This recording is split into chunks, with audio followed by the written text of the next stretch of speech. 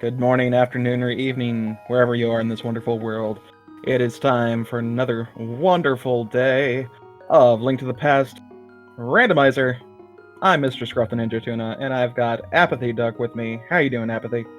I'm doing good. How are you? Doing good. I'm gonna be enjoying this race. We've got ChristosOwen and Hitsuyan1337, both fantastic runners. Hitsu, I have lost to many times, so I can attest that he is going to give Christos a run for his money. But I'm expecting some crazy shenanigans.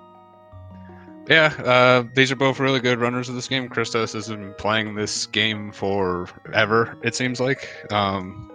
Speedrunning it for a long time, playing the randomizer, even working as a developer on the randomizer. And Hitsu's a very good runner. He's actually the #1 seed in this match right here. Christos is the 2nd seed. Hitsu won his first match 2-0. Christos needed a 3rd game to move on to this bracket. This is our first match of this round, so just going to be standard 7-7 defeat Ganon. It's always fun to watch Christos run. He's got a very interesting mix of the newest stuff and some strats that you haven't seen since 2012. So I think that's why I enjoy watching Christos, just because you get that mix of good and weird. yeah, there's always Christos does some interesting things sometimes, so I'm looking forward to it. Hitsu, another just plays Rando a lot. Is really good. As I said, #1 seed in this match, so definitely anything can happen here. I don't necessarily think there's really a strong execution advantage on any side. If anything, it would probably belong to Christos. Christos does have a better NMG time, but Hitsu doesn't really. He only has a couple runs. Doesn't really concentrate on it. And he's definitely better than his time on the boards.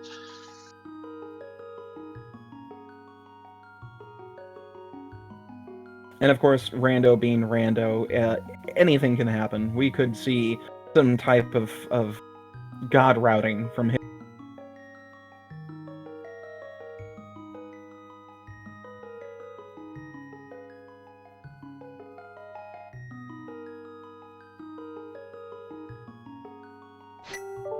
All right, sorry about that. We had a little technical issue there, but we're starting right now. Both starting in Link's house, picking up a piece of heart or a full heart, excuse me.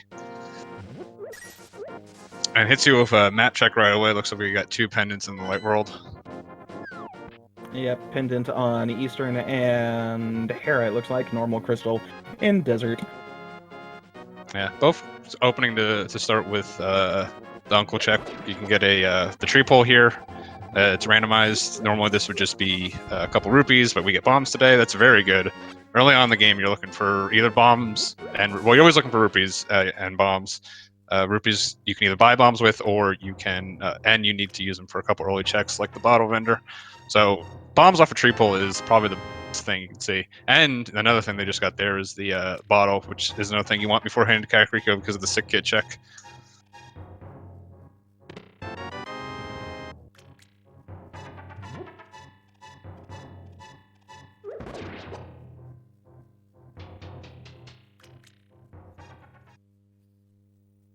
Yeah, bottle starting off is actually a really nice one.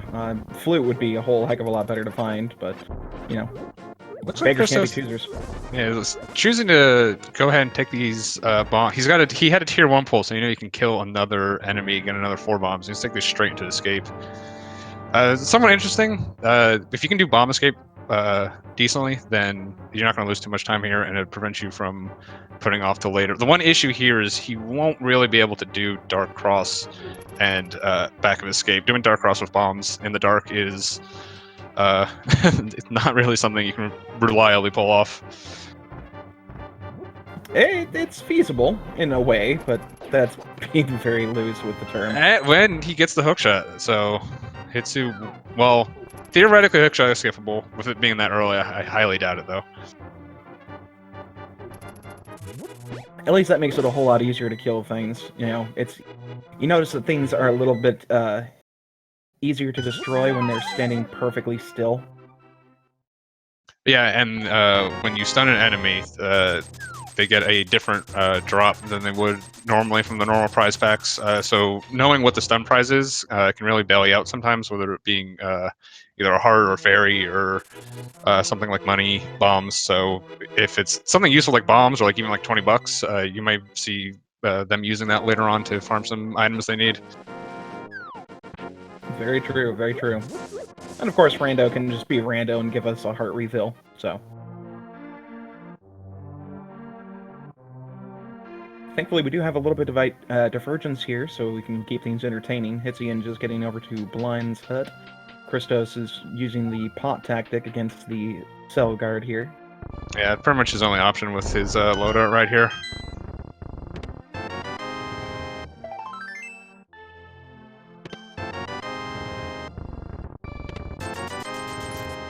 Bit of good so far in Blind's hut. We got ourselves a fighter sword. Not a whole heck of a lot of else, but that's a good start. Yeah, I expect Chris, or maybe not. So he, oh no, he did. I didn't see him change the selection to down here, but yeah, I expect him to be coming to Kakariko. He'll be cleaning up this. Hitsu will have to head to escape at some point to get that hook shot. So it'll be interesting to see when he makes that decision.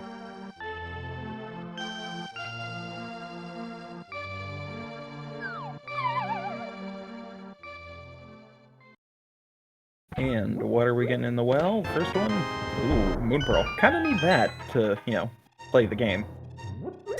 Yeah, the main thing about Moon, you always know Moon Pearl is going to be somewhat early. The main thing with Moon Pearl is, for early routing, is you can fake Flipper, and with the Moon Pearl you can actually get the waterfall items. You can't do it without the Moon Pearl for some reason. I'm actually not entirely sure why, but it does. Oh, that's one reason why you may not see players go to like Mini Moldrum right away, because they're interested in comboing that in. And it looks like, at least for the Lumberjack item, Aga's not going to be required, so that's one of the possible reasons we'd have to go up the tower, crossed off the list. Yeah, this is a very well-programmed and coded game. Absolutely. Now, people always say that, and I defend this game because we do horrible, horrible things to this game, and it just keeps on trucking. That is fair. The kind of stuff that this community has done to this game is atrocious. But the fact that it still runs is a miracle in itself. So I applaud all the devs that decided to work on this.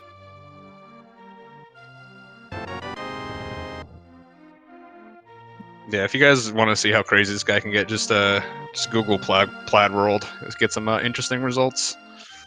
Oh, yeah.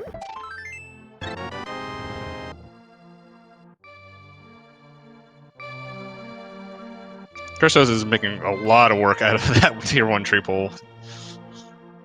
Well, hey, it's free bombs. I definitely take advantage of Yeah, that. there's not much. A lot of times you'll get the first tree pole, and then we're trying to farm up to a tier 2 or a tier 3, which requires you killing 4 enemies. Tier 3 would be 4 enemies and not getting hit.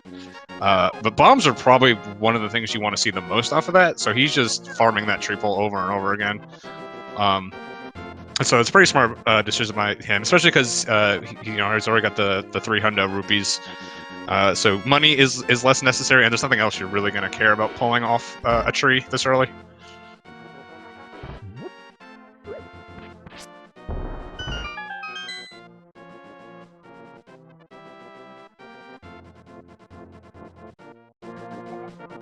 Yeah, I'm glad to see that Hitsu decided to go after that. Half magic is not necessary for the game, but early on, it's a great crutch to have, and truthfully, you may need it in some situations. Yeah, it's honestly, I was betting, man. I would say if Christos sees that, he may not go get it. Some players will scout that location first. It's like you said, it's not completely needed. They don't have like their weapon right now. If it was just like fire rod or something, it'd be a lot more useful. But they already have a sword, so it never really saves you any time. But it takes something a bit of a worry off your mind, especially in like Ice Palace or something later on. And sadly, we aren't playing with hints today, which is always a sad thing to find that single arrow, because with hints, that's great. Takes a unique item out of the pool, but sadly, nothing like that today.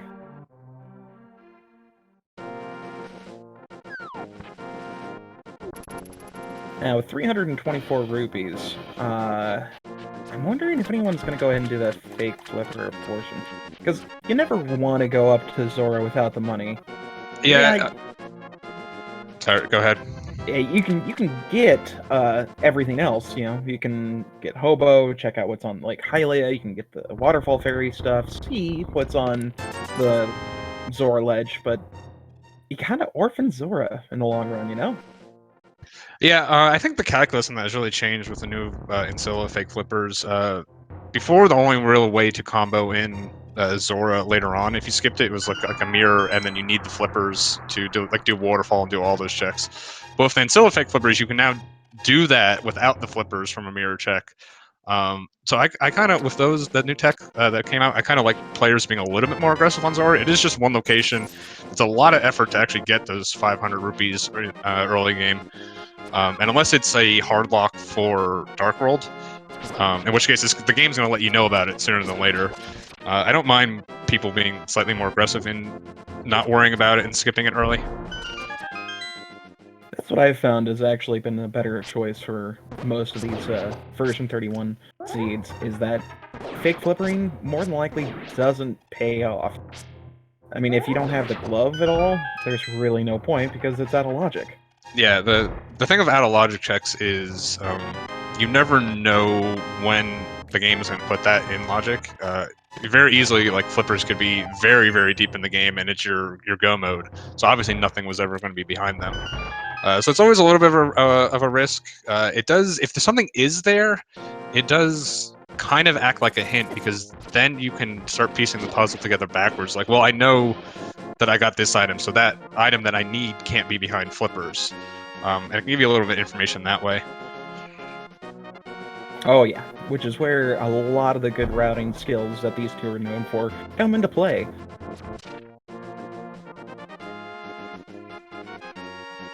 We'll see if we'll see if Hitsuyan decides to make the fake flipper play right after this ice rod check. This is generally when runners will do it. They'll come up here and then they'll come back down to the bottom, which is where you need to hop off the ledge to get the trick to work. Now, if we were to get boots here, dang. So he does decide to skip out on it. I mean, it's a wise play at this point. Yes, we have the glove in logic, so Zora... Well, we have the glove, so Zora is in logic, but there's still a lot more that Hitsu can do. He still needs to do the front of escape, he needs to do the back of escape, and he can always check our wonderful Lonely Agina. Oh, of course, Eastern in Saha's closet. But yeah, I don't think either of them gone over to Sasha's yet. Saha is always a interesting decision because it is 3 items, it's relatively dense, and it's not that hard to get to. A lot of people feel like it prices them into Eastern, especially when Eastern is a pendant, and you probably won't ever have to come back. That's what I like doing. Whenever I see Eastern as a pendant, you just go there once, especially if it's a blue or a red one, and you never have to come back again, unless of course this happens to be a pet seed. Which as a commentator I'm always hoping for, but as a racer,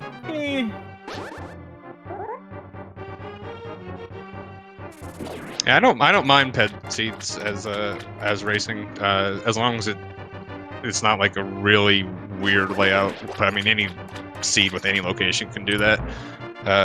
Especially if it like lets you know early, you have like the book on the mirror, you can check out Skull Woods, then it doesn't matter much to me. Yeah, those are much kinder, because you get a good idea of where to route from there. You're thinking, okay, I need to do everything, so where can I start?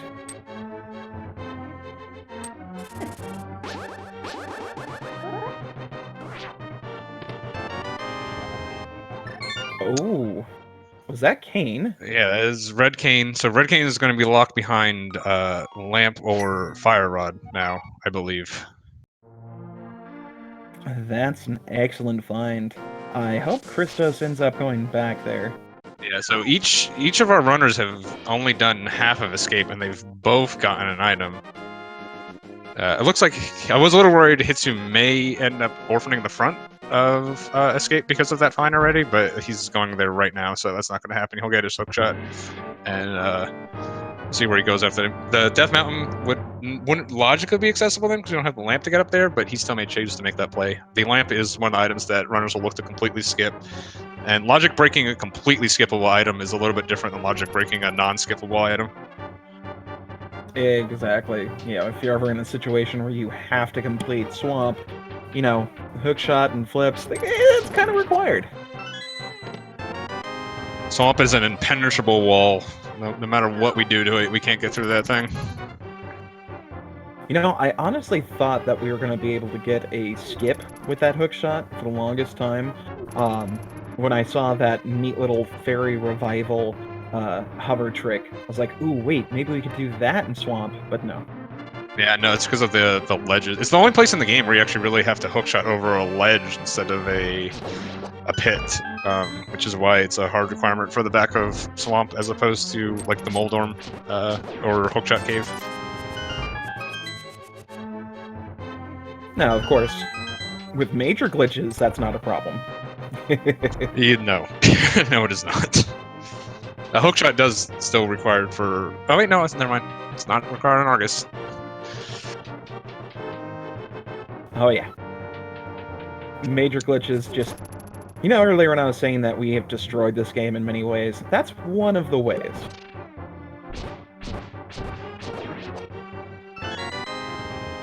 Now back to the fun. Looks like Christos is going to be making that Eastern play here by stopping off in Sawhut's Closet first. Now the nice part about this is if he decides to talk to him, we're going to get an early look at Green Pendant. Since we're not playing the map and compass shuffle, we don't have to really worry about that, but he may go ahead and do that. But the nice thing is we're going to be finding those 3 items behind him. Hopefully going to find either a hammer, another glove, or lamp or flute. Something to progress us up that mountain or get in the Dark World. Yeah, it looks. I would agree with you that we're probably looking at like a lamp or perhaps a flute next. Ooh. And he does decide to skip out on Eastern. I don't mind this too much. It's 3 locations. He can come up the mountain. It's entirely possible that the only thing in Eastern is the lamp, which is giving him the mountain access. So this makes a little sense just to say, okay, if he's just kind of like reading the seed going, I think the lamp's in there. Hopefully the seed gives me Fire Rod at some point and I can just not worry about that. Oh yeah. And see, this is a good play in a lot of senses because this helps determine whether or not this is an Aga play to get into Dark World. Because if we do get a lamp or a flute, we're going to be going up to Death Mountain anyway to see what's up here. Because we got Paradox Cave, we got Spiral Cave, we've got Inside Spectacle Rock, we've got the Old Man. There's a bunch of stuff up here that we can actually get. Yeah. And the best thing for these runners to find up here, as far as like figuring out the seed, would be the flute, because then they know the item they skipped is the lamp. Now, the bad thing is if we end up getting the flute up here, or pretty much nothing up here, aside from another hammer, or another glove, or the hammer, then, yeah, chances are quite likely this is an Aga seed.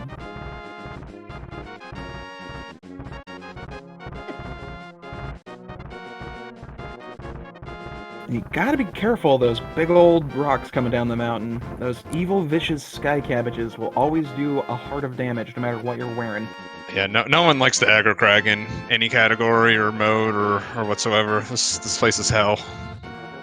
Oh man, that's a throwback. I haven't heard of that in decades.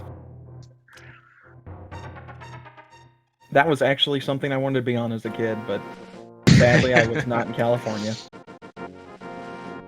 I was at the time, and I still wasn't on it, so sad.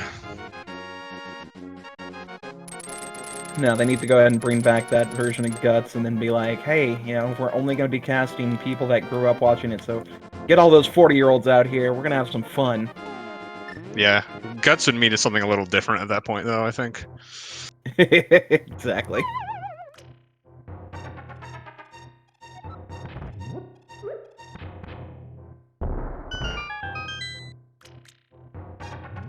Alright, here's our first 2 checks. Some blueberries and a heart piece. We've got 5 more up here, and then we'll check out Spiral. It's getting a little weird. Yeah, right now we can't actually get over to Hera. That would require either the hammer or the mirror right now. So Spiral Cave is going to be the dead end for us. Ooh. And we do get the flippers, so and the boots. Oh ho ho. Okay, so So everything that you needed to kind of check the the Zora area was hiding up here. So now this, Hitsu may be kicking himself not for doing those flipper checks when he had the chance. I'm gonna say this is actually a pretty interesting development, finding both the boots and the flippers right there, because that means if we had a lamp over in Eastern, this tells us we can fully complete Desert, and our progression to the Dark World may be on Zora. Yeah, it could be, or it could just be the progression is hiding in Desert instead of forced double dip.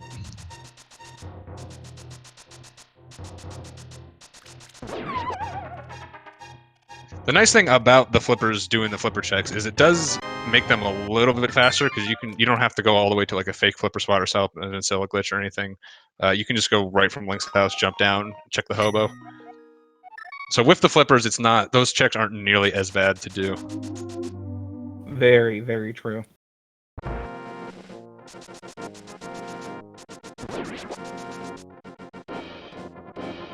And speaking of, looks like we are going to get our bonk rock check.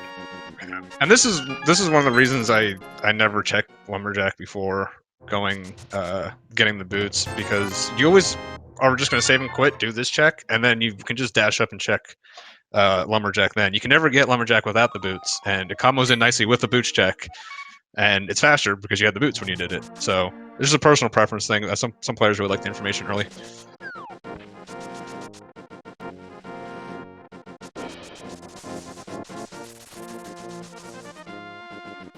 Let's see. Is Hitsu? Yeah, I think he's going off on it. Yeah, he's heading to Desert over doing the flipper checks. This is interesting. There's only gonna. Oh, I guess he hasn't come over here at all so far. So this is 4 items over here. The flipper checks would be 1, 2, 3, 4, 5 items. So I guess about even value. Although one of the items that is over here isn't book locked, so it would have been available to him from the start. And we do get 2 items out of Desert at this point, unless, of course, one happens to be on Landmo. The tricky thing here is because we don't have a fire source, this is limiting whether or not we can actually complete this dungeon. If one of those items happens to be the fire rod or the lamp, in case we have the flute in Eastern, then we're good. But that's a mighty big gamble. Yeah, this is definitely a little bit of a risky play.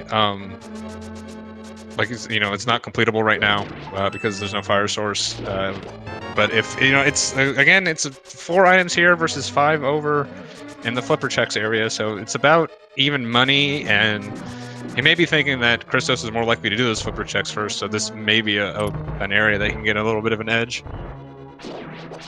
Oh yes, that's right. See, I'm so used to just racing in huge, quantities of racers that one-on-one always ends up flying right over my head. Yeah, I know Hitsu it can be a very aggressive runner anyways, so if he's banking that maybe he can find a fire source in here, then that could be a big advantage right off the bat. I think that's actually one of the only ways I ever beat Hitsu in a race, is that he decided to go all crazy and I played it safe. And yes, I will hoard that over to him for all eternity. And there's the hammer. So, I mean, this isn't necessarily 100% the correct play because we haven't seen the flipper checks yet, but this is obviously something you need to come to sooner than later. That also gives us Dark World access. So I guess he's leaving Desert this way and is going to go to Agina out the front instead of just saving and quitting. Yep. I've seen that play a couple of times. Really want this? Oh, okay. He's just $20 short. That makes sense. Okay. I was wondering why he was coming out this way. He was like, he knows it's only $20, but he's exactly $20 short, so that makes perfect sense. And we can see Christos now coming up into the same area. Yay, he's back. Considering he's just getting here now, I assume he did do those flippers checks. Unfortunately, a couple technical issues, we weren't able to see him. So if he has any weird items that we see him use, we'll know soon enough. Oh yeah, we'll see it sooner or later. Try to snipe a pause menu here when he goes to the book.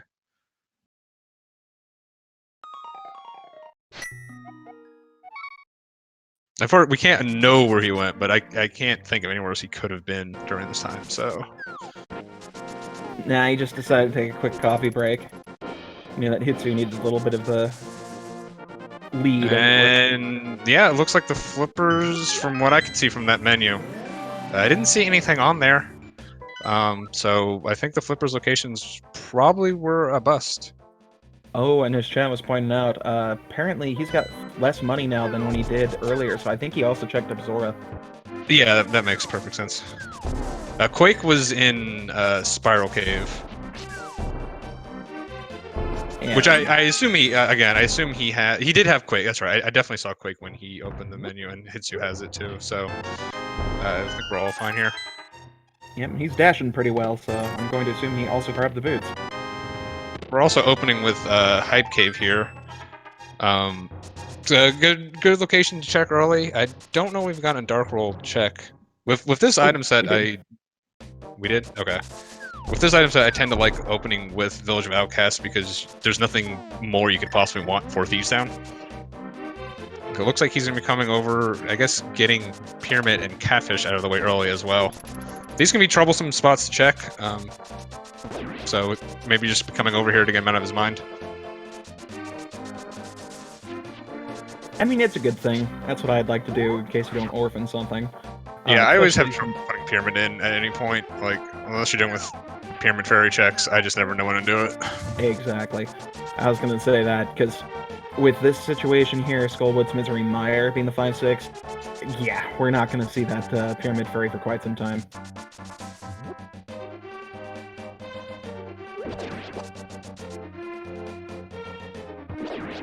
Now, with Christos getting his hammer, we will be getting him over into the Dark World as well, so unfortunately, Aga is 100% dead. Absolutely no reason whatsoever to get him, unless they really, really, really want that bottle off of the Lumberjack Ledge. Yeah, no. You never want to find a fetch quest up there, but the bottle is the only one that you don't mind seeing, because it's pretty unlikely that all the other bottles are locked behind it. Oh, and that was actually Swamp 5/6. Okay, so it's Swamp and Skull Woods. That changes things up a little bit, actually. Yeah, to be able to do that, all we would need is Fire Rod and Mirror. And at which point we would still need the bow and looks like medallions are the only things that are possible after that point, and flute. Oh, okay. And speaking of, apparently it looks like Christos did pick up both Blue Mail and the Mirror when he was doing his flipper checks. Oh, Mirror, okay, I missed that on the menu then. So, but in any case, we're going to be sitting on the right side here, so we'll know for certain what was over here. Well, we're about to find out.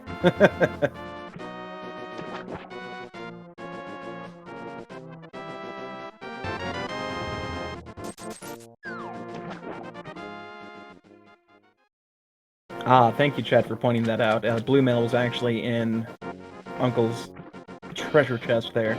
So we got a bottle and some armor.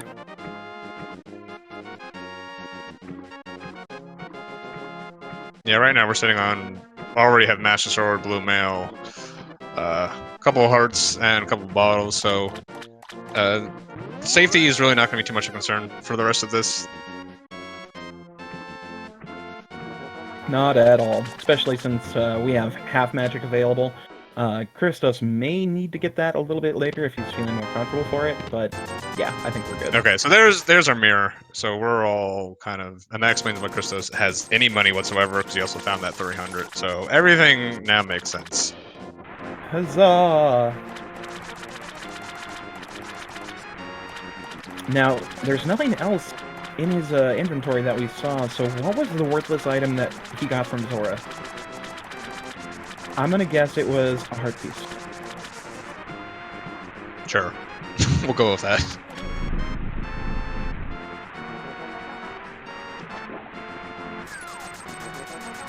Ah, dang it.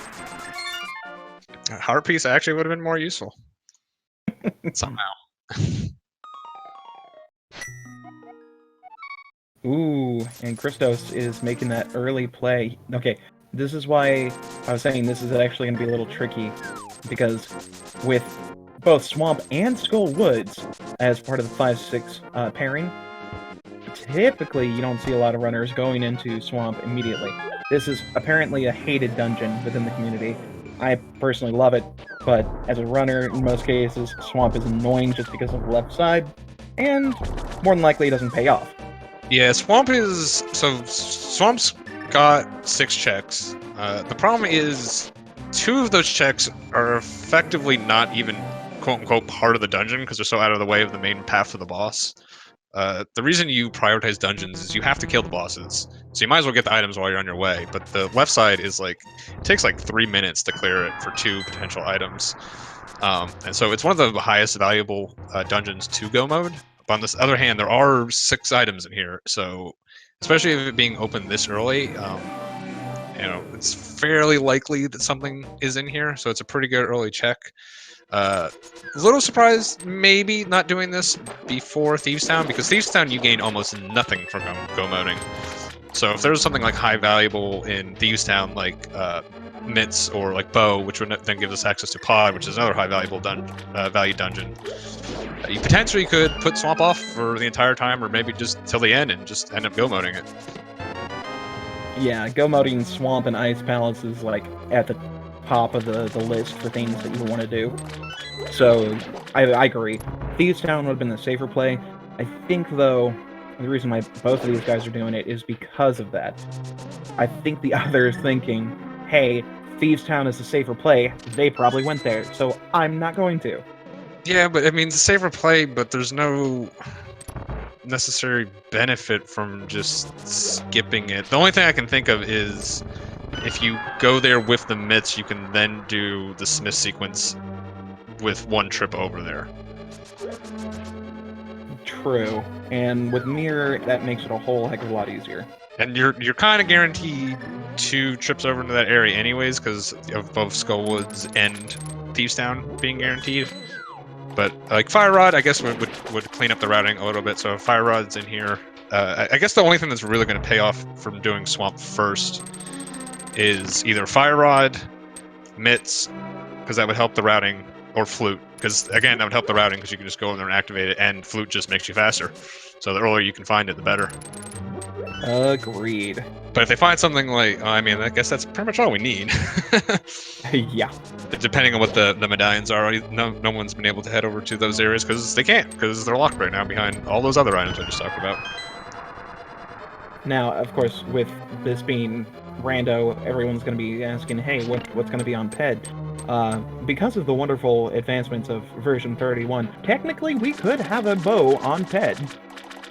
Sadly, we won't see it pulled because no one in their right mind would want to, but that at least guarantees we'd have a silverless fight.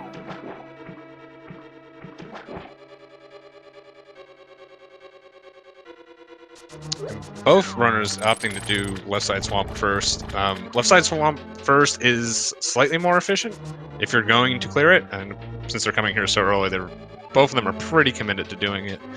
The downsides is that there's just a chance that all of your items just happen to be in the main path. And one of the other reasons is that I don't personally like doing it is if the big key's in the back, then you kind of have to loop back to the big chest, and it makes it a little bit awkward, which looks like it's the situation we have now. Mm-hmm. But you do get to steal the key, open up the door first, and that makes some of the routing to get over to that flooded key area a little bit better. That's why I'm in the camp of do it straight on first, and then hope that nothing is decent on the left side.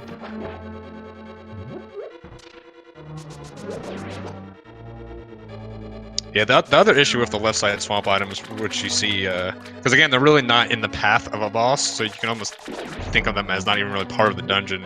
The problem is to get back to them later, you would have to go through the whole rigmarole of flooding, or going to the dam, mirroring back and forth. So they become very, very, very long checks if you do them later, and pretty much are guaranteed to be last locationed at that point.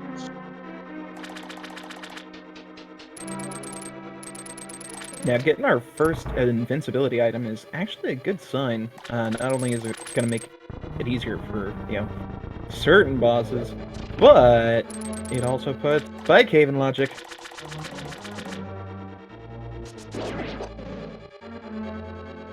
Well, Christos is going to be heading to the Argus fight right here. The fight with Master Sword, done optimally, is just an incredibly difficult fight. Probably just see him pulling the puffs and spinning them instead of doing any hook strats. And yeah. Yeah, the hookshot dash is a pain in the patootie. Yeah, especially with Master Sword, because they don't die in one shot. Watching people who are good at this fight is insane. I always have a slight bit of envy whenever I see someone awesome roll up to there and be like, hey, watch this, and then poof, instant death. Yeah, it's a tough fight, even with Tempered Sword. It's one of the harder fights in the game. Christos trying to go for the Ice Rod kill on the second phase. You can just end up spamming the Ice Rod into him and just kind of stun lock him. Still end up getting a 2-cycle on there, but very well done.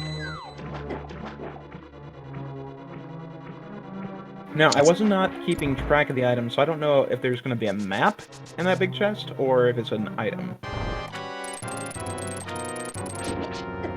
Yeah, one thing having to keep track of 2 runners at the same time, I'm pretty bad at counting the items in the dungeons, but it looks like there's got to be something. I have faith in Christos' ability to count to 6, and he is heading back in for that item. But yeah, this is why I don't like doing left side first, because you have to come back and do this anyways, and then you're already halfway to left side anyways. So the plus is that he's got the mirror, so at least it's going to be a quick bout back.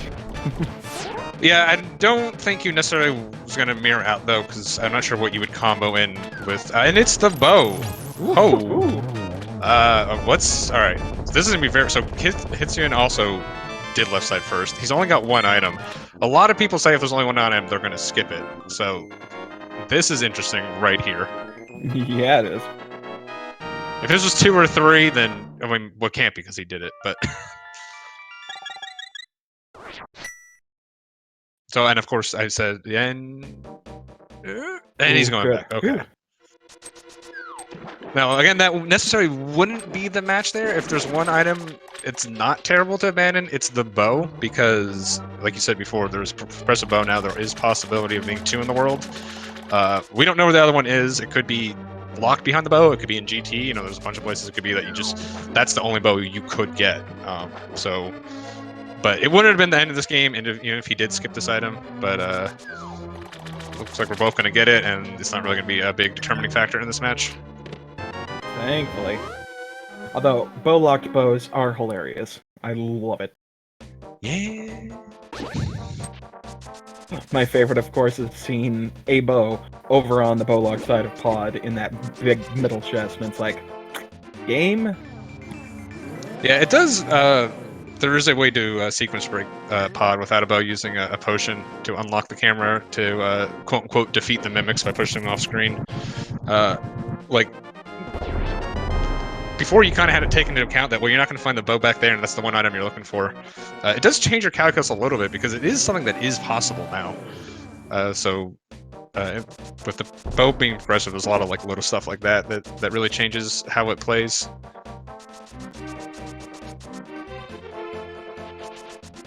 And that's one thing I've always kind of laughed at a little bit when it comes to some of the routing with pod.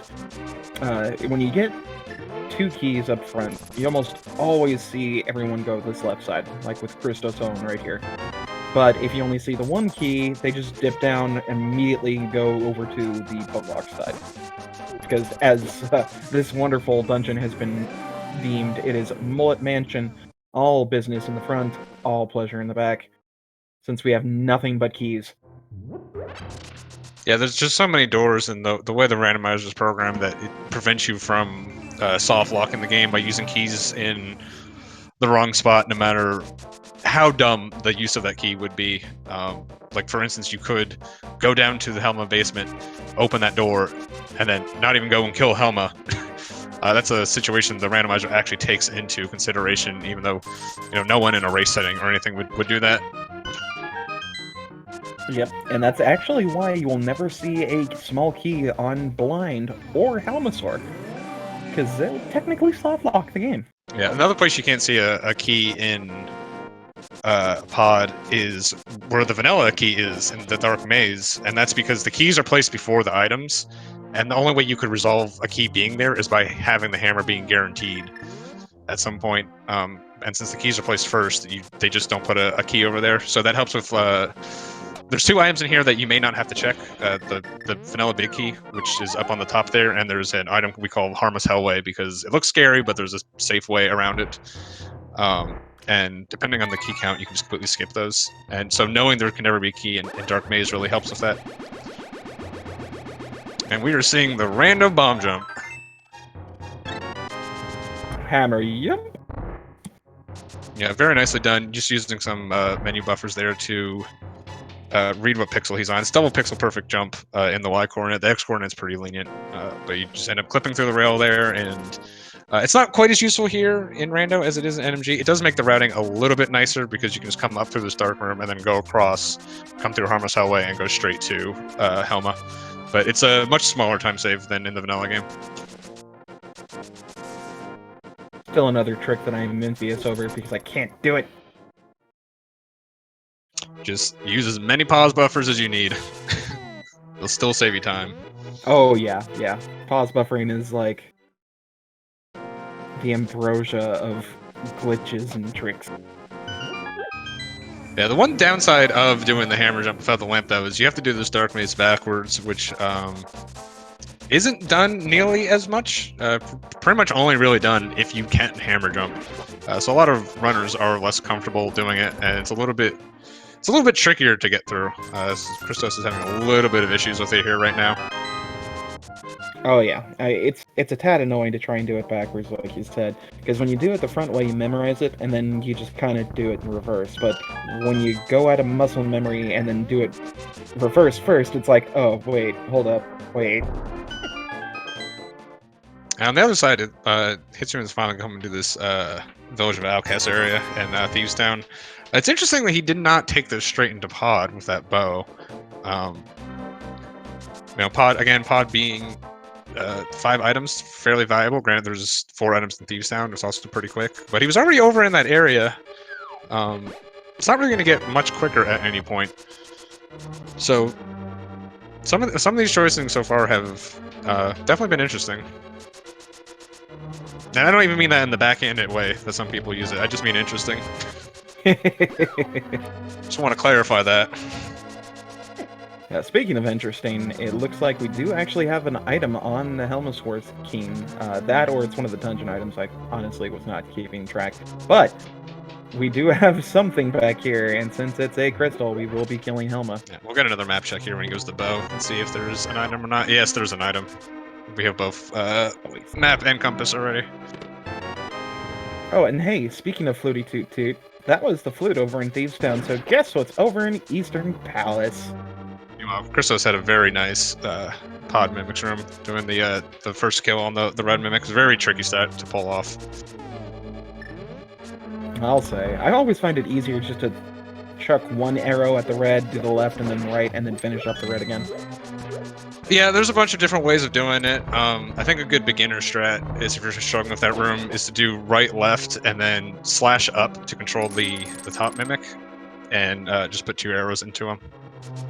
It's a good beginner strat. You can still... It's only like 30 or 40 frames slower than the optimal strat in there. Well, actually, up isn't even optimal. Pincus came up with some crazy way of doing it that no one does. Well, that's what happens when you get real bored in this game. You just find new ways to break things. Meanwhile, Christos is doing the dark turtle room. This is a pretty difficult room to do in the dark. The turtles are evil. There is a way you can do it, but it requires the turtles giving you proper RNG. And that bottom left turtle can just not do what you want it to do. And then when it's in the dark, you have no way of telling that happened. So it's a really annoying room to do in the dark. But he gets through it, and he's onto his Helmsor fight. And God forbid if you decide to play this game without the sound, because, oh, mercy on your soul.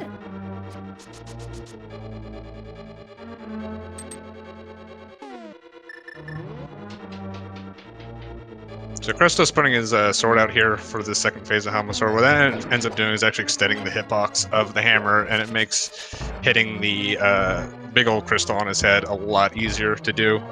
Without the sword out, it's something like, I think it's either pixel perfect or like 2 pixels wide. So putting the sword out makes it possible to do. It's 4 hammers. With Master Sword, you generally see 4 hammers and then a spin. Yeah, that's one thing that I have not been able to fully master. I can kind of get it, but I just get fed up at a certain point and start banging on him with my sword. Yeah, the key is you want to actually be offset, and for whatever reason, hitting the left eye is a lot easier than hitting the right eye. If you have a shield, you basically want to put your shield into his mouth and use the hammer there. Once you get the timing of it, it's pretty. I wouldn't say easy, but it's not too hard.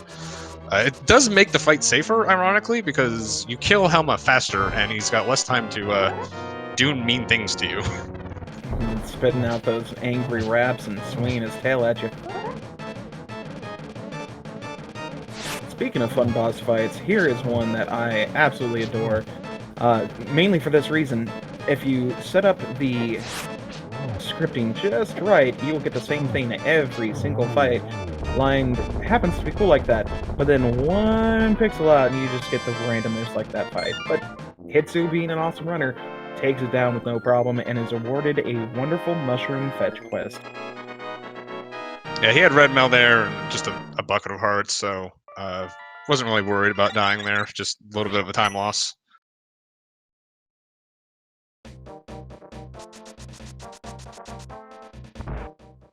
Now, hopefully, Hitsu remembers to use that mirror and activate his flute. Christos grabbing the non-optimal chest in the chess game. Very disappointing.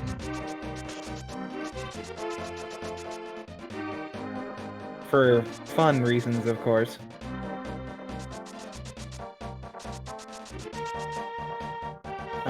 This is kinda smart. I still hope that Hitsu remembers... yep, there he goes. I was like, activate your flute, buddy. This makes it a whole lot easier to route. Yeah. There's a lot going on in this game, especially when you find something... like the flute was in Thieves Town, so he wasn't coming into Thieves Town going like, oh, I'll combo in Thieves Town with my flute. And I got the mirror, so I'll just do it right then. And he found it in the middle of the dungeon, so you have to, in the middle of that dungeon, like you may have already been thinking what you're going to do next. You have to change your thinking real quick, and it's like, oh right, I got to remember to do this now. Yeah, I will admit that I fell privy to that a couple of times. I fall to it every game. Just stuff like that, where you just got to adjust what you're doing on the fly like that. Now he's going to go ahead and do his Graveyard Ledge and King's Tomb checks. Good job, buddy. Did he make it? I missed it. Did he make it up to Bumper Ledge when he first went over here? I'm not sure. I think he did, maybe? Yeah, he must have. I'm not sure if there was anything there. Neither one have the cape right now, so... Yeah, not going to be top of their list, that's for sure.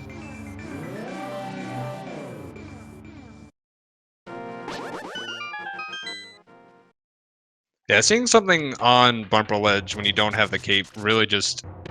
It's the same amount of items, just what you're looking for changes, and the cape effectively becomes that item, if that makes sense. Like if mitts were up there, you know, finding the cape, that's effectively your mitts. Oh yeah. The only time when I have to beeline for that, when I don't know what's on there, is when I get the cape in a very odd location. It's like, let's go check it right now. Yeah, it's always, if you haven't checked Bumper Ledge, if you see, especially if it's an item you can, or a location you can scout, and you see the cape, it always becomes questionable whether you should actually go get it or not. Safe thing is always just to pick it up, but, you know, if it's somewhere weird, it's like, man, do I really need to go get that thing if you haven't scouted it yet? So the scout's valuable in that location, in that respect, that if you know what's up there and you see the cape, you can go, okay, I don't have to worry about that at all. Yeah, and since most of the time when you plot out your routing, you typically want to go ahead and do Skull Woods first, and then go check out what's on Bumper Ledge.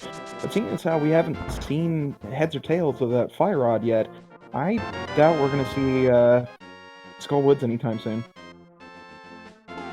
We now have the Tempered Sword, so at this point we're pretty much armed to the teeth. Nothing's really going to be standing in our way for the rest of this seed. Oh yeah, tempered just makes everything better. And that's kind of my cutoff when it comes to I don't care about weaponry anymore. As long as I have either silvers and Master Sword or just tempered flat out, I can handle anything. Yeah, the amount of places Gold Sword actually saves time is like Cold Stare and Trinex, and that's it.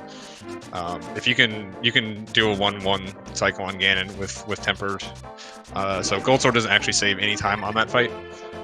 So generally, most runners once they see tempered, they're effectively done. They're not going to go out of the way for a sword or spend any time looking for one. Exactly. And Christos now on the left side showing us that script you were talking about before. And Pulls it off able to keep through beautifully. the third phase. That is the beautiful blind script, and I am so proud of myself that I've finally been able to master it. Yeah, for anyone who's trying to learn that, what I suggest is just learning in phases. The first phase is 100% just completely easy to do. You're just standing above him and poking him in the head. And it turns out the further you can get into the script, the easier the rest of the fight becomes. So you don't have to worry about getting through all phases right off the bat. You can just add to it little by little. A couple of those, especially the second hit on like the second phase, where it starts becoming tricky. I know it's kind of silly thinking it, but the best way I remember it is the whole wax on, wax off bit. After the first phase, you stand to his right, facing his left, go in a circular motion. Phase 3, stand to his left, look to the right, go in a circular motion. Yeah, at this point I could probably do it with my eyes closed. It's just bred into there. And I know I'm about to get some sarcastic comments in chat about that. Yeah, I had a couple issues for like a week, so.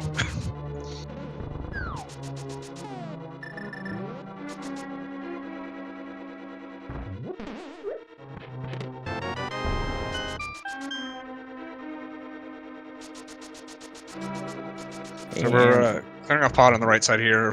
We know this is going to be a blank overall, but still have to clear it off. So this is still a good play. The flute really doesn't get us anything at this point until we find the mitts, which will get us the Myra access. Now, here's the funny thing. I think we've actually seen everything so far except for Eastern, and we know that the lamp is going to be in Eastern. But there are 2 more item slots there. What do you think? Yeah, that's true. I forgot we were still out of logic. So it very well could have been lamp, and like the mitts would be really interesting. We also haven't seen Skull Woods. The front of Skull Woods is available without that fire rod. Neither one has gone there so far, so that could be. That feels like that'd be a lot more likely than mitts being in Eastern. Generally, when like those early locations that you just skipped, a lot of times it's not an item that's going to lock a lot more progression off once you've gotten so much. It's more likely to be something like just like a medallion, or potentially like the fire rod would also make sense, rather than the mitts. But it's always possible. Seeds can do some weird things sometimes. Now, if the seed wanted to play nice with these guys, I would say make their go mode Titan's mitts.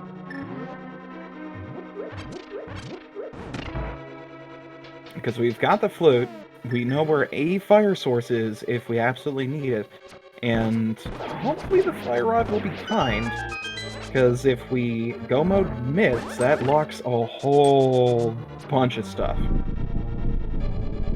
Yeah, the main thing mitts locks is the Dark Death Mountain, with Turtle Rock, the Hookshot Cave, and Super Bunny Cave. Also, and all of Ice Palace and all of Mystery Ice Palace and all of that too. Yelp. So, and that's all areas we got to go and clear. So, Christos is making this dip into Skull Woods. This does make sense. Again, like you were saying, there's not a lot left. It's always interesting when people decide to come in here without the fire rod. You can check the, basically there's only 2 items that are locked behind fire rod. So, pretty much this front area is available as soon as you get Darkhold access. So some runners like to do it early, some like to put it off and try to combo in with the dungeon clear. But at this point, we don't have too much choice left anyways. I found it just so much simpler to go ahead and pop in here immediately once you get Dark World access. And there are the Specifically for myths. those reasons. Yeah, because it is early, like there can be pretty valuable items in this area. And I gotta give it up to Christos with that swag bomb jump there. Typically, you want to go ahead and just use a spin slash to set yourself on the corner, but he does it beautifully. Yeah, I saw him playing around with that a while ago. He doesn't quite do the early bomb jump, but he does like a half early bomb jump. It's earlier than if you just place the bomb down normally, but he is able to cut some of that fuse time off. And the early bomb jump in Skull Woods is actually a lot harder than the one in Hera. It's just safer because if you fail it, you don't fall down 2 floors. Exactly. Now, unfortunately, this does open up a whole heck of a lot. We have access to the Smith Chain, we've got East Dark Death Mountain, we've got Misery Mire and Turtle Rock entry, hopefully, and just a whole bunch of other stuff that may lead to nothing. Okay, so and that does confirm that the bumper ledge is dead that I missed before. Yarp, just a heart piece. It's not something anyone's gonna want, so. Yeah, what Christos may be thinking is just he's already in this area, so get these checks out of the way. These can get isolated very easily. But right now, if that was him, I'd be thinking Misery Mire, especially because he's never done. Well, that's right. We couldn't finish Desert. The Desert was required early. I remember we went in there, but so he can combo in finishing off Desert with Misery Mire. It does require that Misery Mire be the Quake right now to be able to do it, but even failing that, there's still going to be 3 items over there that he can check. Mm-hmm. Now, one thing I think would also be pretty interesting for this seed, just to kind of throw at us in a curveball-like motion, is to make Fire Rod Fire Lock. Fire Rod Fire Lock is awesome! Yeah, that is one downside of doing Misery Mire right now. Christos has no way of doing left side. So it could possibly, we are thinking that pretty much the lamp has to be in Eastern. I can't think of a single place it could be. It has to be 100%. Yeah. Unless the game logic has like decided to just commit Harry Carry, it's got to be lamp in Eastern.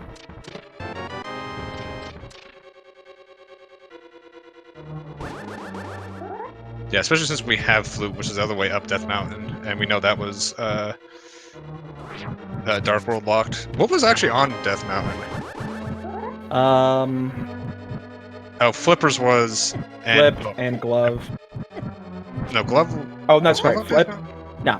Glove was elsewhere. It was Flippers... And that book. And the book opened Desert, which gave you the hammer, which... Yeah. Yeah, so yeah, Eve... Lamp has to be Eastern. So if, unless Misery Mire puts everything not on left side, which is completely possible, happens a fair amount, that Eastern dip may be required, and you may be right that we're going to get a fire-locked Fire Rod. There we go. Thank you, Chad, for keeping up on that. It was the Flippers, the Boots, and the Ice Rod were all in Paradox. Yeah, I tend to have a memory of a goldfish sometimes, so... Ooh, Hitsu making the Eastern play, Christos going in. Now, at least this guarantees that Hitsu will be finding the lamp, so he'll have a fire source. If that's what's required to finish up Misery Mire, if we don't find our Fire Rod over here, Christos may be in a little bit of hurt. Yeah, Christos is having a little trouble there with Mire, too. Definitely one of the more difficult rooms in the game. Really fun room to do, especially being able to pull off the fast strat. It's a really cool room.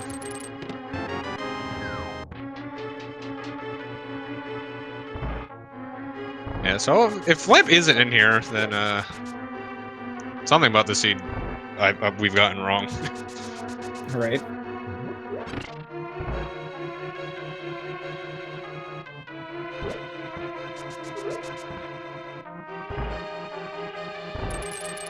Dang it, now I'm kind of thinking about it. Because let's see.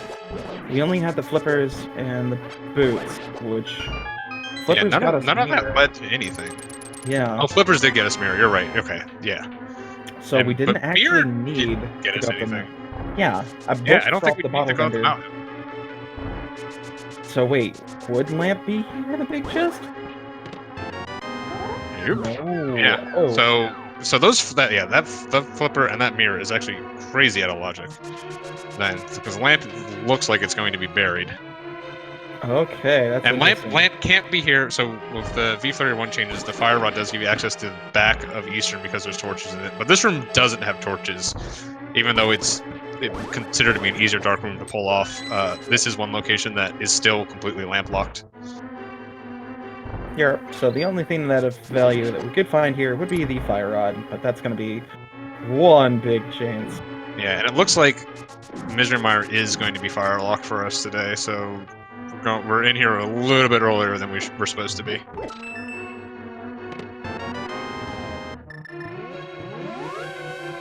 We could also have a fire rod in Ice Palace if the Bombos medallion shows up first. Ooh, very true. But we do have a lot more glove checks to scratch off first.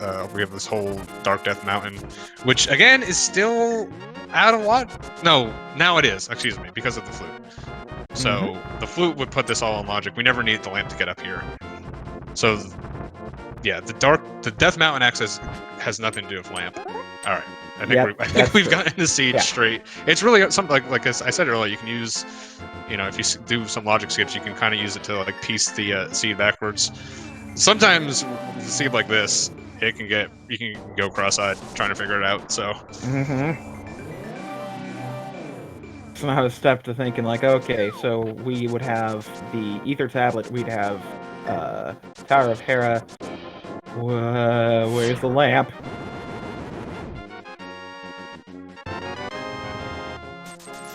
Yeah, that'll be something interesting to ask them when they figured out they were back in logic. Because, man, that fire source is just being a pain in the patootie.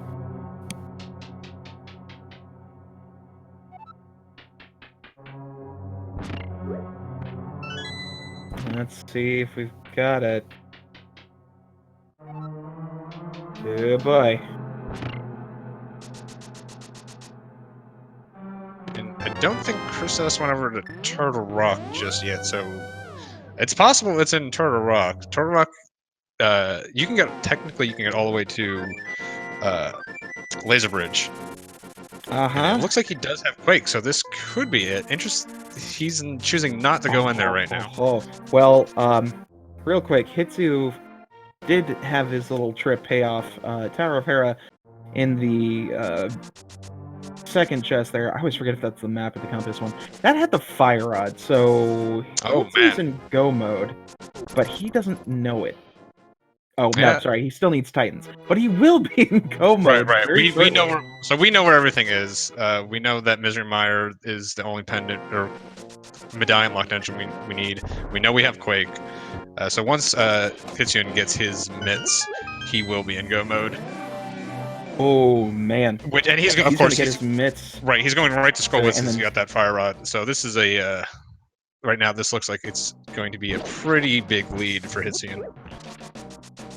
This is gonna be super duper close, dude. Oh yeah, no, never mind.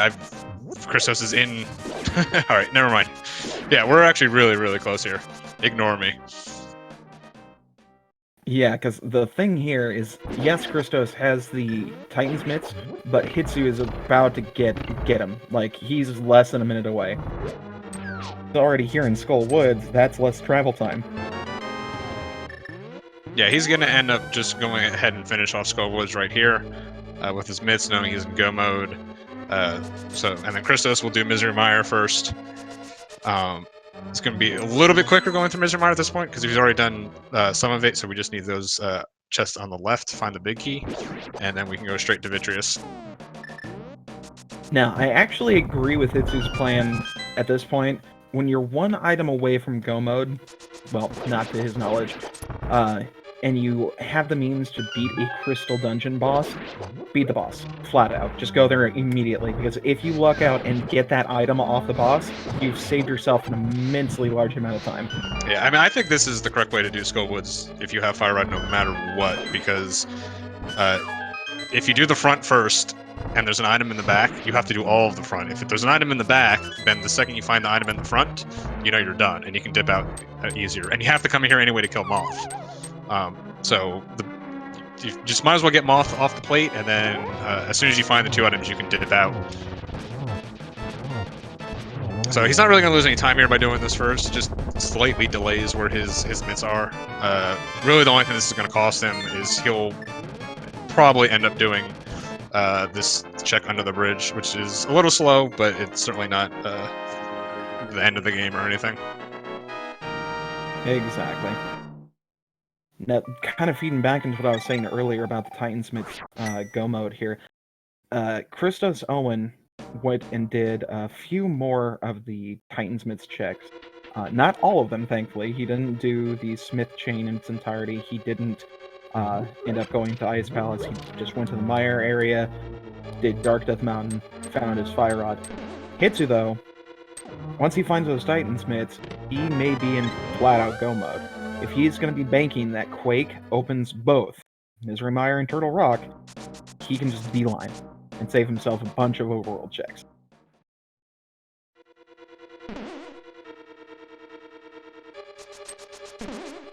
Yeah, at this point, Christos is in, I would say, is in pretty good shape. You know, he's got all the items he's used to having in just a normal run. Like I said, he's been playing this game forever. He knows all the strats and everything. So he's got a little bit of a lead, and I say he probably has a little bit of an execution advantage overall. But certainly nothing overwhelming. Any small mistakes, and this can still go either way. And of course, we always have the GT routing decisions, depending on where that big key ends up being. Oh yeah. I'm just sitting here thinking, Hitsu, open the freaking big chest. Go back and open up the big chest.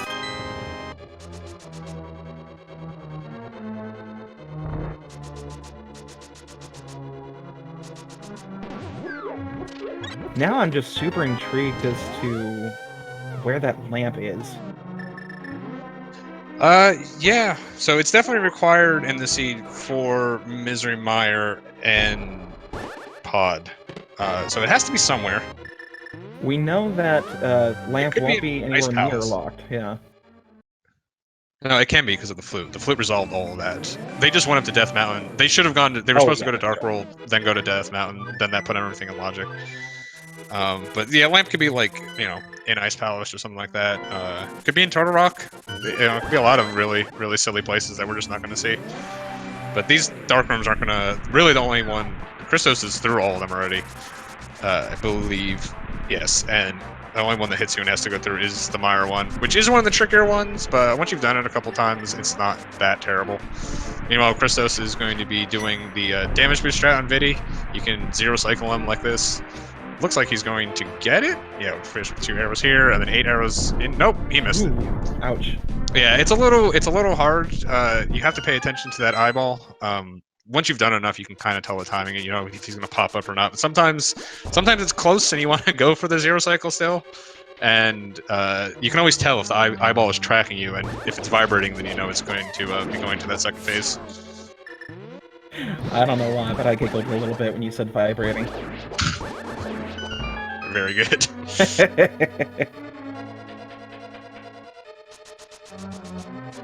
But he pulled off the 1 cycle and didn't die, so that's all that really matters right here. He's coming over to... Oh, no, he's coming back to the back of Desert. He's going to mirror right here, go straight into the back. Yeah, now this is still a little tricky because... I don't know, I think this would actually put Christos in a little bit of a lead because he ended up doing the misery check first. Since yeah, Christos definitely has the lead right now. Oh yeah. Because even though it's technically tied up crystal count, yeah, man, this is just going to be uber close. Yeah, Skullwoods is going to be, it's going to take him like, I don't know, a little over 2 minutes, I think, to do, just to go straight back there. Just flute, go to the back, kill Moth. So it's not too bad. Meanwhile, Hitsuyan still has to go through all of Misermire to find this big key. He'll find it on the left side and then just be able to head straight back. And we will get, even though I said it's possible to get to that dark room, those dark rooms are definitely slower when you are doing them in the dark, unsurprisingly. Mhm. So that will slow him down a little bit, but I fully expect him to get through it safely. Yeah, nifty trick that I've actually seen with those dark rooms, and one of the funniest. Christos saves the one side. That was a very tricky cycle to get. Oh heck yeah! And with that Lambo coming straight up, that was one of the harder cycles that I've seen get saved for a one cycle and barely getting that last fire rod on the last Lambo to save it. Yeah, that Landmo fight is a pain in the rear just because of some of the way those little dudes just pop out. Because typically it's the point where it's like the 3 triangle pattern. You get first one jumping out to the right, second one jumping to the left, and then the third one jumps in straight through the middle. If it doesn't want to behave, it'll just start bouncing to every other sort of angle, and it's like... Yeah, the fire rod fight is definitely a lot easier than like the bow fight or something, especially with tempered. And there's lots of well-known strategies for the tempered plus fire rod because that's what you have at the end of NMG. And there's also a couple categories that will fight him like that in desert using glitches. So just fight the Christos' practice, and just able to pull it out right there.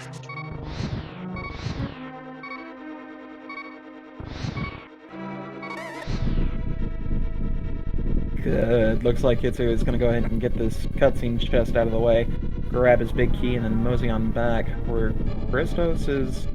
Oh wait, did I see Christos twice? Anyway, Hitsu's doing the first thing, Christos doing the second.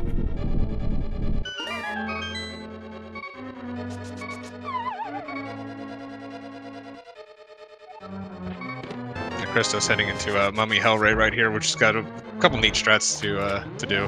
Looks like he's going for the optimal strat and almost gets grabbed by the hand, bails out. You gotta... Very nice reading. That hand can be pretty troublesome sometimes.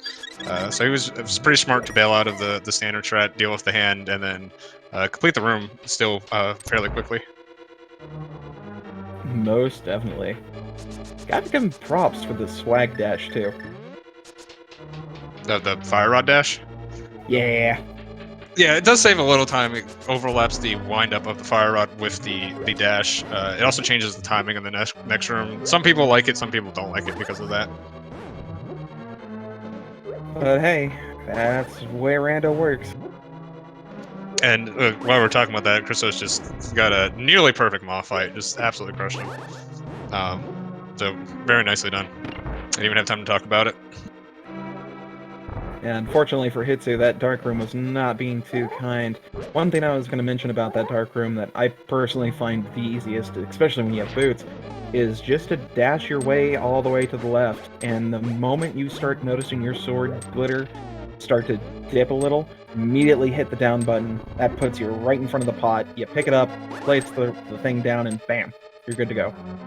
Yeah, there's a couple setups for that switch. I know a couple people they place the block at the bottom and like tap right like 3 times and then throw up, and that'll hit the switch too. I tend to do it the way you do it, is I look for the corner and then I just pick up the pot and put it down. Yeah, and then you reason... gotta go for the spooky in the dark too. It's just the ultimate swag. Oh yeah, definitely. Man, I was so happy to figure out that move. I decided to watch it when it first came out. I'm like, how the heck did they do that? And I noticed the whole little bird pickup. I'm like, oh. Yeah, there's setups too without the bird, but they're a little bit more complicated. Yeah, I'm just gonna say it's magic. It pretty much is. I try not to get into the technical details of it because there's a lot going on.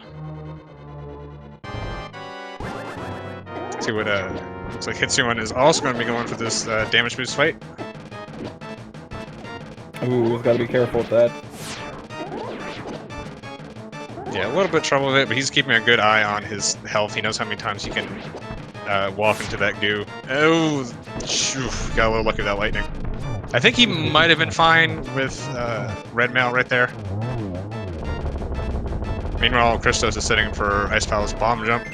This bomb jump just cuts off a huge portion of this dungeon. Because he's go moding, he's just going to want to get through this just as quickly as possible. Yeah, that's another thing that I absolutely love about this dungeon, go mode versus full clear. Most times you can go mode this dungeon in like about 2 minutes versus it's pretty fast. 4.5 for a full clear. Yeah, it's closer to like three-ish and a half minutes, I would say. I think full on. I don't know, man. My full clear is pretty bad. Well, I know, so in all dungeons you do it in 3:15. There's some overworld in that, but you also skip some of the beginning of Ice Palace. But that's 3:15 is really good, too. So I think this is going to be a little bit over 3 minutes.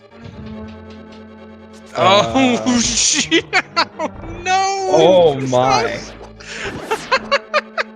I have never seen that. I don't mean to laugh, but... No, I take that back. I mean to laugh. That is, yeah, if you don't push that, he was going for, I assume he was going for the half block push. That's the risk of doing it. There was a pretty just wonderful clip of Andy screwing that up in a run, which we all like to laugh at every once in a while. But he just has to go up, reset that room. Heads up play, just like knowing exactly how to fix that. But, oh man. I'm gonna feel bad if he loses now because I laughed, but that was beautiful. That was amazing. So you wanna explain how that happened? Yeah, it's like you can. So if you just go up and you can push the block down halfway up. But you then have to, like, as soon as the block starts moving, you immediately got to come off it and start moving to the right. And if you just mess up your inputs a little bit, the door's gonna kind of freak out, and that happens. Absolutely beautiful. Well, hey, we got our 7th crystal with ChristosOwen, so you know what that means. Yep. Yep, and there they go. All those numbers. Now, I think the bot's unfortunately, still down, isn't it? Yeah. Yeah, the bot's still down, but that's okay. I'll go ahead and focus on the numbers. You can focus on the match. And I'll go ahead and figure out who wins this wonderful guessing game. Of course, yeah, so now that they fully converge, we can see Christos is pretty much ahead by a full Ice Palace. So, this is a pretty sizable gap. We're saying the Ice Palace takes probably just a little over 3 minutes to fully complete. So that's a pretty big gap. Even just GT routing is probably not going to be able to catch this up right now. As long as we don't have any more block push type mistakes. I was gonna say, you never know what could happen. You know, he could have a couple of falls with Moldorm, he could hug Ganon a couple of times. Yeah, I mean, the big risk in GT is always getting the jingle glitch and despawning the tower if you're doing optimal strats in Torches 1. So that's always something to look out for. It's just really bad luck if it ever happens to someone. Certainly nothing we're rooting for, even to make this match closer, but because that is just a nasty thing to happen. Yeah, I had that happen to me once on a race, and I just felt so terrible. Yeah, which, by the way, for the record, you can fix it by mirroring back. You don't want to, but mirror back. Don't you mirror hard back. Reset. It's not a hard reset. You just mirror, but still, same thing can actually happen in Ice Palace if you kill the jelly in Ice 2 the same time that door opens. You'll get the same issue. The wonderful, wonderful bugs. Yeah, that one's not really that useful, turns out. But alright, we are coming up to the stairs. And alright, guessing is secured. We are done. Looks like Christos is going to be heading right first. Not sure if he's just dipping right, or is he looking for a key? Oh, never mind, we're done here. Okay. So, and he gets a key, so that is the absolute perfect GT, the best you can ever hope for. If there wasn't a key there, you just have to go to the left side and grab the pot, but yeah, this is going to be a really quick GT. Oh, heck yeah. I mean, anyone that decides to do Dark Magician strats in this scenario wins. Anyone that decides to do Hope Room first wins. The only one that doesn't are the sad fools like me who decide to go full left all the time. Yeah, I'm on the left and right train, so like in that situation I'd lose a little bit of time, but it's one of the reasons I like that strat, because I would lose some time there from going left to right, but it wouldn't be anything completely unovercomable. Ugh. A Christos, quick shout meanwhile, out to heading up the gauntlet. These are a really tough series of rooms. Just flying through this spike room requires a lot of precise setups to get that. There's a lot of things that can go wrong. It's really hard to diagnose what's going wrong in that room. Also getting Gannon Z, very nicely done. goodness gracious. I was gonna say I was gonna go ahead and give a quick shout out to our guessing game winner, but I don't think I'm gonna have a chance. Yeah, these rooms go by fast. Christos, former world record holder in Gauntlet 2, having a little trouble there. Oh dang, I forgot you can dodge in between those. Another awesome reason as to why I enjoy watching Christos run, so I can, of course, get better strats so I can beat him one day. Oh boy. Hey man, if you can't beat I don't know if him, Christos is the one I'd be recommending cripping strats from, but yeah, it's like thinking that the Joker is a great role model. I also won't go that far. I mean, Christos is just, you know, he's really good at this game. He just, you know, he a little set in his ways, maybe. Oh, I guess I won't even say that. He, one day he'll do those 100 no reset runs, though. I believe. I have faith.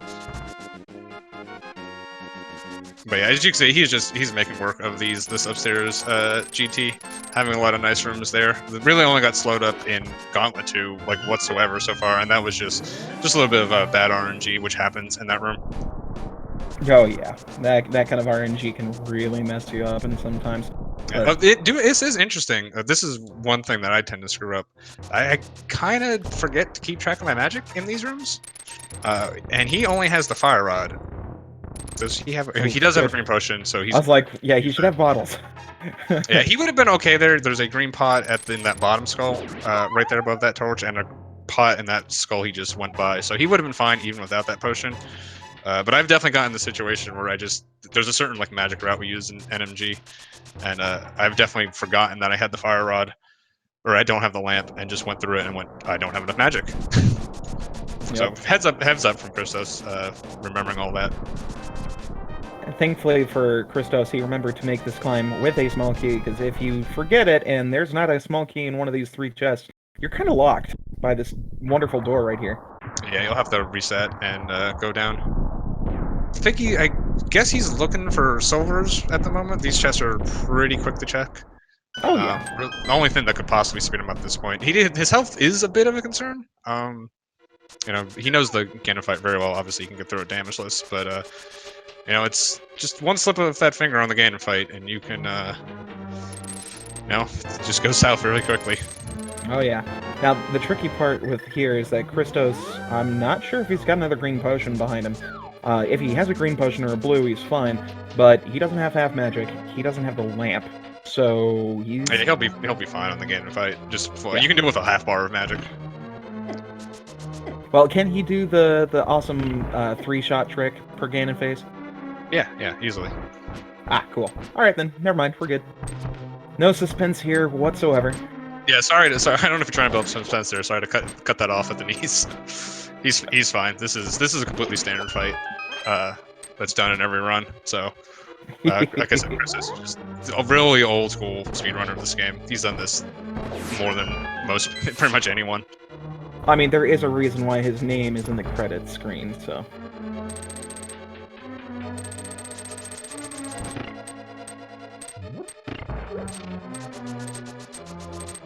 I know if we had some other people here, they'd joke about, oh yeah, it's because he paid him off, that's why. Yeah. Hitsuyan also having a very nice spike room, and then opting to walk on the Ganon Z bridge, having an unfortunate fall. If you ever do fall, you can just dash across like this, you can get across safely. Christos is... I don't know what Christos is doing. Getting them potions. And that's smart. Unfortunately, it didn't pay off at first because he saw that there was a heart piece on the pyramid, but he was at half, not 3/4, because that would have been the perfect situation to refill your health. I'm not sure if Christos is just feeling relatively confident at this point. This is takes a fair amount of time to, you know, go ahead and do all that. Like I said, he's done that fight plenty of times, that he should be able to get through with that, especially with having a fairy in case anything does go wrong. Exactly. And thankfully he's got a full bar of health, so hopefully we won't have to worry about those fast beeps. Yeah, and he does have red mail as well. Just going up, getting that double trident spin. We're going to do another double spin, another slash to finish the first phase, and then we're going to go into more double spins here. That trident spin attack is just perfect. Perfect every time. Getting a little bit of love from the bats. One of the issues, I said Christos has done this fight hundreds of times. He didn't fight Ice Armos, and the problem with that is, you're used to where those bats spawn generally, in like a normal run, but it's because Ice Armos interacts with them in weird ways, so you know where they're going to spawn. So without fighting Ice Armos, this is actually a little bit more of a dangerous fight because they're not where you expect them to be. So that may have been playing into his thinking that he was low health. He may have a bad bat pattern. But he got the torch glitch. He's going to keep Ganon triples from here on out. Just lighting the torch as soon as Ganon lands, getting a spin off from him, and then controlling his spins to the middle of the room. Do it once more. I think missing the top right. Should finish him, I think, next light, I believe. Yeah. Because that should be hit number 9, I think it was? Oh. Yeah, because this is either hit number 11... Yeah, this will be hit number 12. If he lands it. There we go. Oh, and that's not bad. The fact that Hitsu caught up to Moldworm 2 fight, that's pretty dang good. Yeah, let's spam those GGs like crazy. Yeah, it's still ending up about the same gap we came into the Gan's Tower with. Gan's fight's about a little under 2 minutes long, so... yeah, finishing at 123.26, very, very nice run. 123 is a very good time to have in any rando seed. So, very well done. A pretty straightforward seed, except for the out-of-logic stuff, I think. Nothing was really in, like, horrible locations or anything. So, just, executing well and taking the win. And we are now joined by ChristosOwen. Welcome, GG. Oh, thank you. That was very, very nerve-wracking, that entire race. Yeah, it was definitely back and forth there for a little bit. So how about that block in Ice Palace, man? Yeah, I've seen that happen to other people. It's never happened to me. Luckily, I didn't panic in mirror. But like it was things like that. Like I was so sure I was going to lose by like 20 seconds, or just like some small margin due to like a few small in quite a lot of cases. I was surprised that you decided to go to the Witch's Hut before Ganon because of that. It didn't seem like a scene that you were confident that you were that far ahead that you could spend that time, and you had the fairy. So it wasn't the health I was concerned with. I will be honest, I kind of just lost my mind and forgot that I didn't need more magic. Like, when I made the decision to go get more magic, I was like, I can't beat Ganon without more magic. And after I was wait, this is just normal energy. What am I doing? Yeah, I was talking up before because Scruff Ninja was saying like, oh, he's only got the fire. I'm like, yeah, it's fine. You got plenty of magic. He's done this hundreds of times. And then you go to Witch's Hut, and I'm like, well, I guess I'm wrong. I don't know. I don't know what he's doing. But I just panicked. All I was thinking is like, if the fight goes south, then I'm gonna have to reset the fight or die or whatever. Yeah, you 100% need a torch glitch in that situation. Torch glitch, you would have had to bail out without an extra magic. Right. And if I just took it slow, then it would have been completely fine. Just like focusing on getting torch edge, do the fight. For some reason, my brain just melted. Honestly, I was really nervous for this race. Like the fact that Hitsuyan is the number 2 seed. Like I was second guessing a lot of things I was doing. And just a lot more nervous than I was against Jacob. Yeah, I think it was pretty straight, like little back and forth early on. I think one of the main surprising things was you guys both dipped into Swamp first, without doing like any of the Village of Outcast checks or anything like that, with being like a Thieves Town. Crystal. Any particular reason you decided to do that first? Because that's a dungeon a lot of players like to put off to go mode. Yeah, I mean, it ended up being a pretty slow clear of the dungeon. Depending on like what the distribution of items is, it can be fairly quick. But like I had the means to beat it, and at that point I'd sequence broken to the mountain. I didn't know a lamp or the flute was at that point. So I figured, well, let's just follow the Flipper's Boots and Ice Rod that I found on Death Mountain and see if it leads to anything. The fact it was a crystal, it kind of just like forced me into it. The only, like, I was considering going to Village of Outcasts and then doing Thieves Town because I could full clear that, and it was a crystal. But I didn't really have any other good options. I couldn't be Pod or Skull, and couldn't do any of the Myth stuff. So I was like, well, it's either Swamp Palace or, I do another trip to the Light World and back into the Dark World and Village of Outcasts, which is quite time consuming. So I just thought, yeah, let's just do it.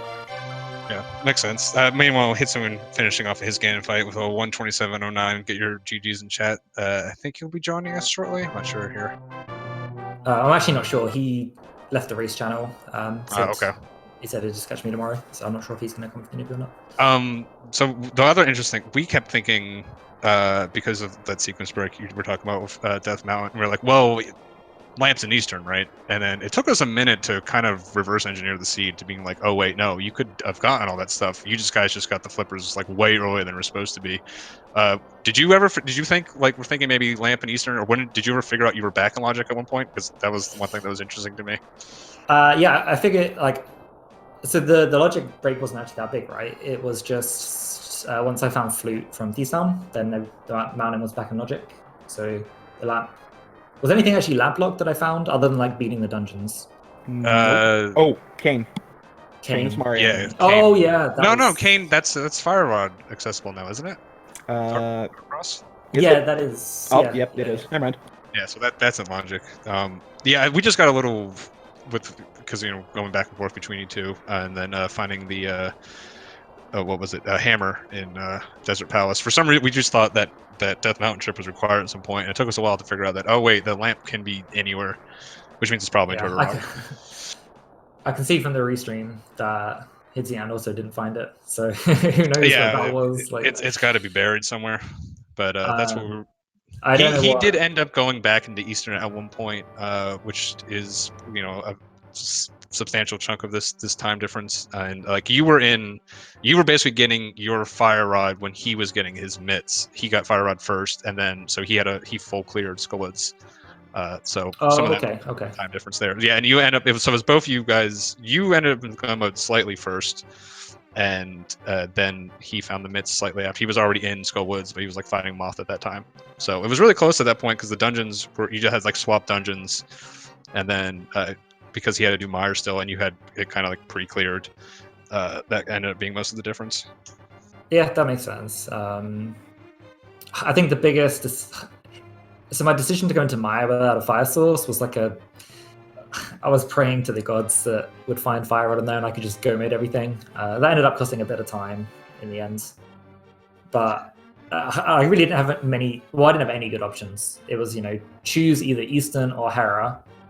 I could also go in Turtle Rock because I looked at the medallion for it when I was on the mountain and was like, I'm not falling for Fire Rodless Turtle Rock again. I did that a couple seasons ago and it didn't pan out well for me.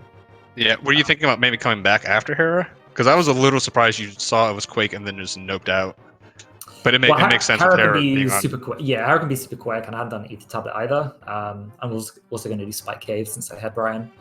I don't think I would have dived Turtle Rock like without a Fire Rod when I'm only looking for Fire Rod. Like that's super rare for that to be the answer. I had a few overworld spots that I hadn't checked yet either. Pyramid Catfish were two I hadn't done, and the Smith Chain and Hammer Pegs. I think that was the only things I had left for overworld.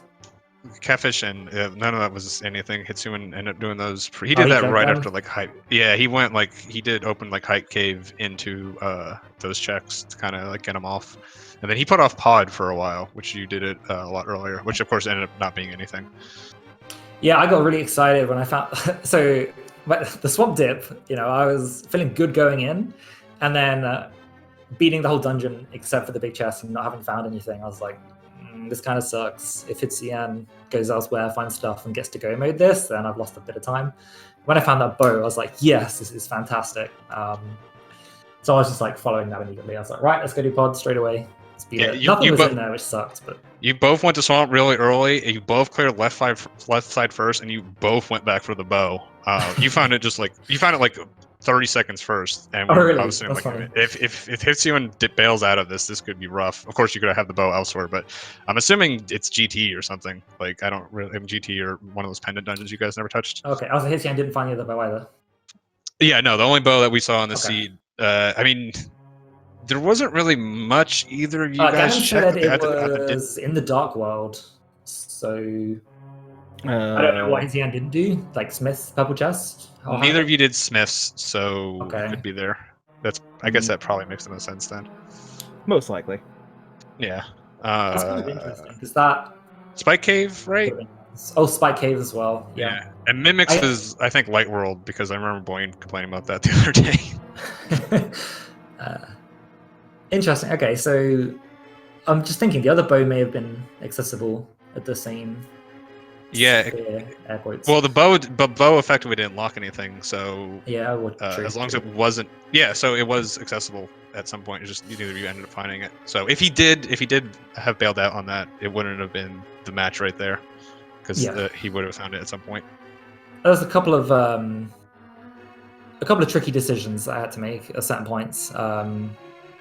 When I did Sashula's hut, and then I was like, well, my choices now are I go to Eastern Palace and just hope I find something. And I started walking towards it and was like, well, I have all the mount in with the hook shot, let's go do that. And then that led to boots and flippers, then I did the flipper spots. And then after that, I then obviously had the book and the boots. So I was like, well, let's just try desert. And then I checked everything except for the big chest, and obviously couldn't get to Lamolas because no fire source. And I was like, this ended up being a poor decision. I was like, I should have gone to Eastern, god damn it. And then I got the hammer. I wasn't expecting that. Honestly, I was like just hoping for a fire source to be the dungeon. Because I was thinking it was going to be an Agaseed at that point, given I had the Master Sword. So I was expecting to find Lamp pretty soon.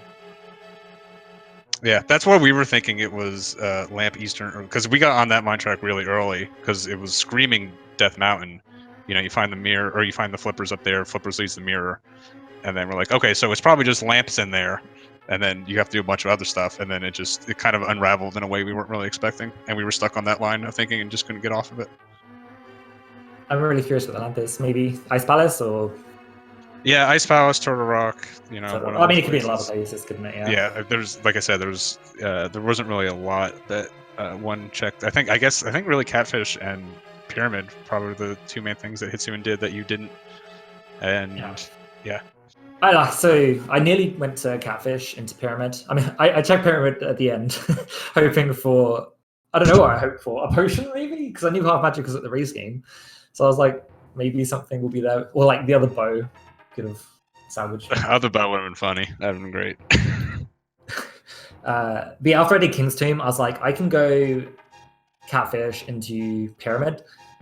Like, that's quite time consuming just for those two checks. And I had just found the Mitt from Skullwoods.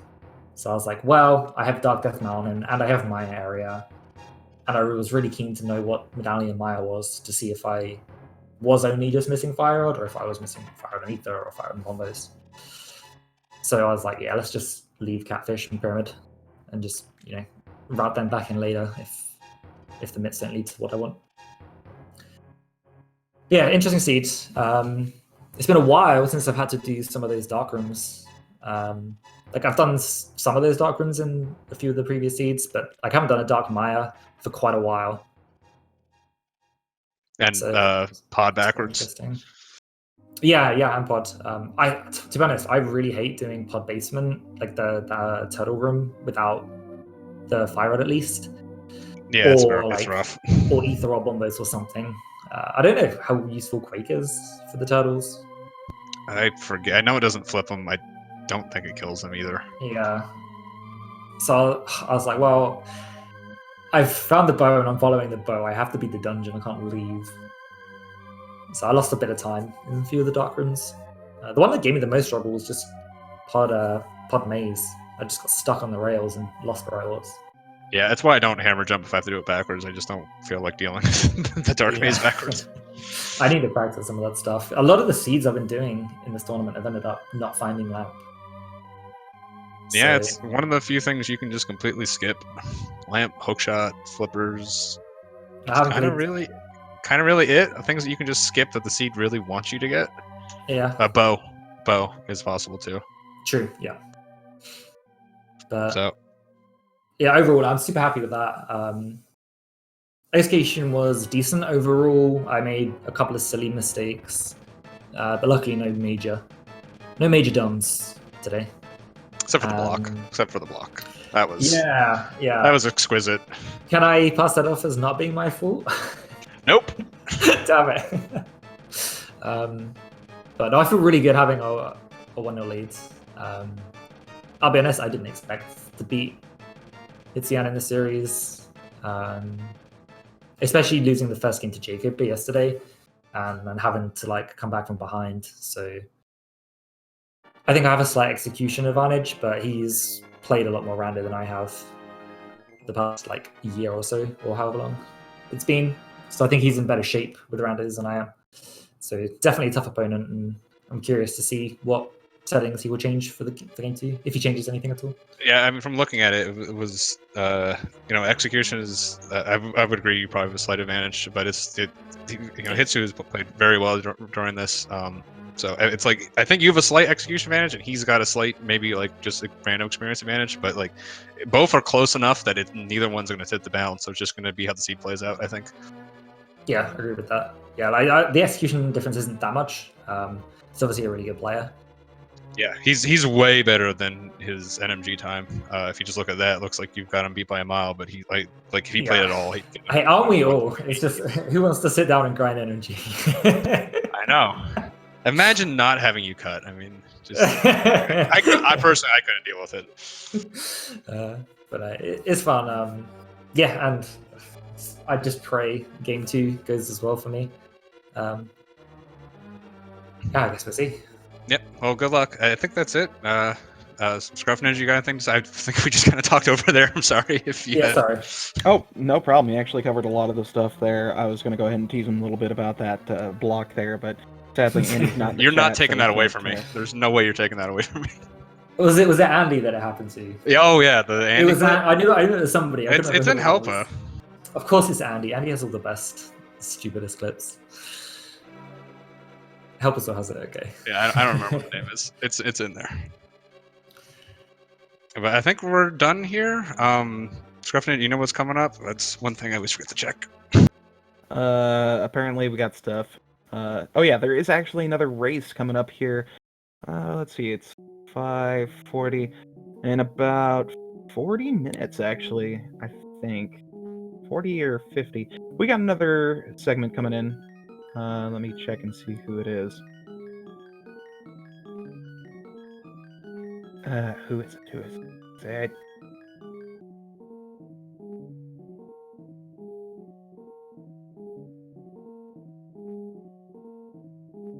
Here we go. Yeah, it's actually going to be on this channel. We will have them playing here in about 40 minutes. It's McLagan versus Koi. And I think that is their game 1. Yeah, that should be another good one. But I think, unless anyone's got any other things they want to say about that seed, I think we're done here. GG's to Christos again, and wish you well in the future, and wish Hitsuyan luck in the future as well.